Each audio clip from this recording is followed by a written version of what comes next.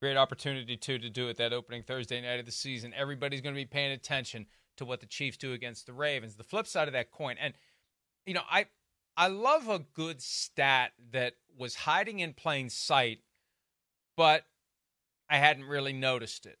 And it never dawned on me that of all the thousands of players that have been in the National Football League since 2018, only 3 guys have won the MVP award since 2018.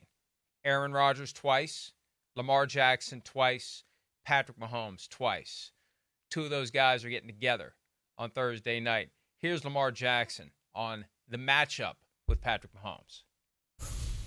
But he's a great quarterback. I'm going to say that. He's a great quarterback. He has the accolades to prove it. But, man, he made things happen on the field that make his team successful. I can say that. He always pictures of you and Patrick Mahomes as kind of headlining this game. What do you take from people saying that this could be kind of the next great quarterback rivalry? To be honest, I don't really pay attention to it. I see a lot of stuff on social media, but I try to shy away from the sports stuff because I know they're gonna be talking about the Ravens a lot. But I really don't pay no mind because I just want to play football. Lamar Jackson looking leaner. He's lost weight over the past 2 years, trying to be more explosive. You get a little older, you get a little worn down. You got to do what you can to shed some of the – it's like throwing stuff out of a balloon so the balloon goes higher. I got to do something because I got to get back to being as fast as I want because some of these young guys are coming in and they're pretty damn fast. It's not that I've slowed down. It's just they're fast. So, he knows what's at stake. And – Lamar Jackson, just like Josh Allen, just like the others who have been and will be, the problem with playing football in an era where Patrick Mahomes is everyone's arch rival, at some point you got to be able to knock him off like Joe Burrow can. And I think for Lamar Jackson and the Ravens, I think Lamar Jackson does a great job of, I sat down with him last year of, you always hear guys say, I don't pay attention to that, or hey, I try not to, hey, it's not me versus Mahomes, it's me versus the Kansas City defense, him versus our defense. He really does try to buy into that. But I think he also, because he is on social media a good amount, you can see Lamar Jackson involved in different things, whether it was flag football and him commenting on, he does see those things. But I think he does a good job of saying, hey, I see it, I'll address some of it, but I'm also going to make sure you know that, hey, we're focused over here. We're not doing those things. I'm not going to go in depth with you about it. Yep, Mahomes is great. He does things on the field. He fully knows what Mahomes does on the field. He saw the around the back pass in preseason. He's very into those things, but he shies away, and I think he does a really good job in the media, both these guys, of making sure, hey, I'm going to talk about how great they are. I'm going to do all those things. But inside in Baltimore and their facility, it's all about how we beat them, what the things that they do that are going to give us a chance. It's shedding the weight. It's doing those different things that come back and be better this year to beat this team. But he does a good job of not buying into the hype too much, just kind of tiptoeing the line. Hey, yeah, we see it. Yep, it's a great game. Yep. Hey, I'm on social media, but I shy away from them talking about the Ravens too much. We don't want to buy into that. Yeah, we get it, but we know they see everything. He sees everything, and he's fired up and ready to go in this game.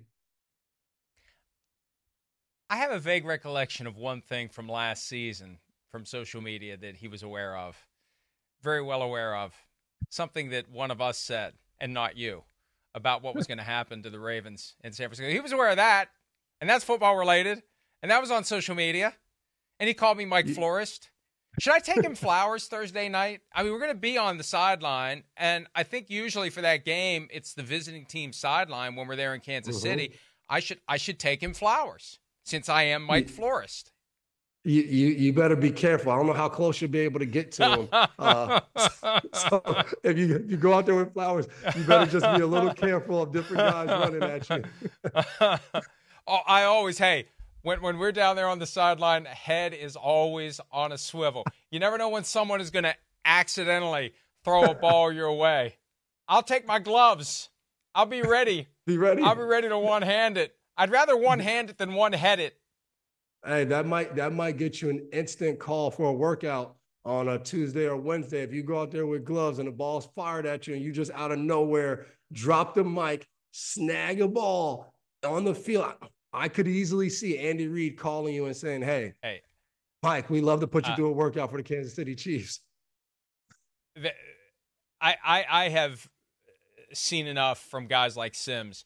You know, when I was younger, I used to love to play football with my friends, tackle, and then we got too old for tackle. When, you know, you come back from college the first time and you've put on the 15 pounds and guys like tear ACLs and literally dislocate shoulders, like, we can't play tackle football anymore. We need to play touch.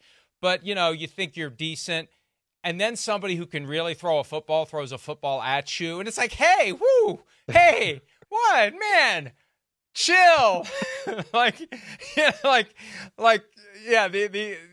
You put the jugs machine on 12. So yeah, I'm not interested. I'm not interested in getting hit by a football that has been launched by an NFL quarterback. I agree. You don't want those problems. And shoot, I'm only 2 years removed, and unless I have gloves, I don't want those problems either. Like if you put the gloves on, like I remember even doing, like we did a kind of fantasy camp type of thing with people, and Drew Bledsoe came back. His first year I retired, and they're going to have Drew throw the ball to everyone. He's the former quarterback. He's like, hey, let me warm the shoulder up a little bit. And we're on the sideline. We're about 15 yards apart, and he's warming up, and he starts to throw it. But, you know, as a former player, I'm like, I can't let Drew Bledsoe know that he's throwing the ball a little too hard now. And I remember walking away, and I looked at my hands, and I was like, what the hell did I just go through? Like, this is supposed to be fun. And Bledsoe's firing the ball at me. He's been retired for years. And still, like you said, the same thing with Sims. These guys get the ball back in the hand. They lick. Jason Garrett, he got the ball. We were in studio last week. He gets the ball. He licks his fingers. I'm like, Jason, you're not throwing the ball anywhere. Like, relax. But these guys love to just sit there and fire the ball at guys. And I know he knew that the ball was coming a little hot, but he was like, yeah, McCourty better know I can still throw this ball. So I definitely understand where you're coming when throwing with those former quarterbacks. The arm lasts a lot longer than the legs. The arm is going to last well into the 50s for most of those guys.